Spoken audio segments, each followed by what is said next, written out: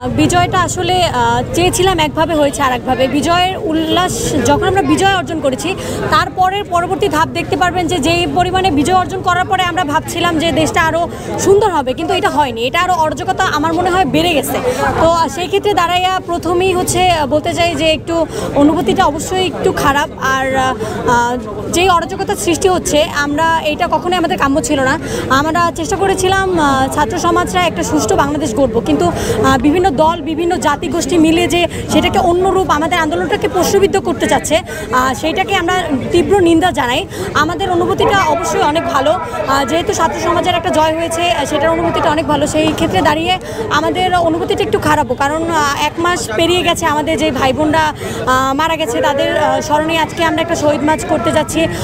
এখন চাওয়া শুধু এতটুকুই যে অন্তর্বর্তীকালীন যারা সরকার আছে তারা তাদের সুষ্ঠু বিচার বিভাগের মাধ্যমে, সুষ্ঠু বিচারের মাধ্যমে দেশটা সুন্দর করুক, সুন্দরভাবে গঠিত হোক। আমরা এত ত্যাগ দিয়েছি এই 24-এর স্বাধীনতা এসেও দেশকে অন্যভাবে সাজানোর জন্য, দেশ থেকে নৈরাজ্য, চাঁদাবাজ, সন্ত্রাস এগুলোকে সরানোর জন্য আমাদের এত পরিশ্রম করতে হয়েছে, যেটা আসলে সত্যি কি বলা যায় যে আমরা এটা কখনোই বুঝতে পারিনি। তারপর আমরা যে দেশকে মুক্ত করতে পেরেছি, এটাই আমাদের জন্য গর্বের একটা বিষয়। 1947 সালে আমরা স্বাধীনতা পেয়েছিলাম, কিন্তু রক্ষা করতে পারি নাই। 1971 সালে আমরা স্বাধীনতা পেয়েছিলাম, কিন্তু রক্ষা করতে পারি নাই। আবার পুনরায় 2024 সালে ছাত্র জনতার আন্দোলনের মাধ্যমে আমরা আবার পুনরায় নতুন একটা বাংলাদেশ, নতুন একটা স্বাধীনতা পেয়েছি। আমরা এই স্বাধীনতা রক্ষার জন্য ছাত্র জনতা সর্বদা সর্বক্ষেত্রে ঐক্যবদ্ধ, এক এবং অভিন্ন। এবং আজকের শহীদ মার্চ করার উদ্দেশ্য তাদের স্মরণে এবং আমরা উদযাপনে নয়, বাস্তবায়নে বিশ্বাসী।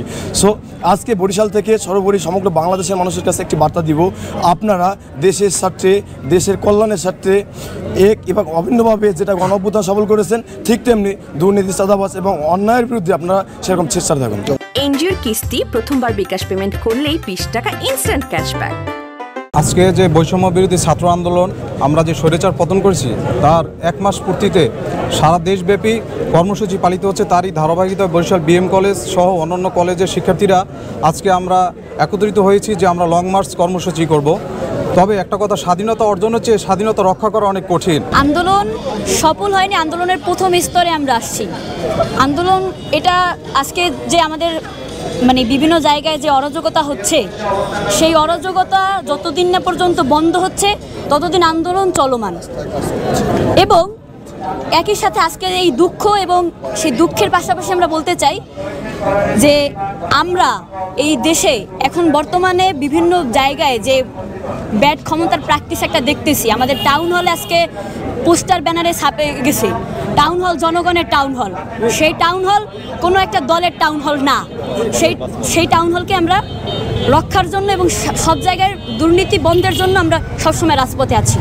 বিএম কলেজ ছাত্র দলের একজন কর্মী হিসেবে আমি বলতে চাই, আমরা যে সুন্দর বাংলাদেশ বিনির্মাণের যে প্রত্যয় নিয়ে আমরা যে এই ছাত্র আন্দোলনে শরিক হয়েছি, আমরা মনে করি যে সে অর্থে আমরা শতভাগ সফল হয়েছি এবং সুন্দর এবং নিরাপদ একটি বাংলাদেশ গড়ার প্রত্যয় নিয়ে আমরা আগামী দিনে এই সাধারণ শিক্ষার্থীদের পাশে থাকতে চাই।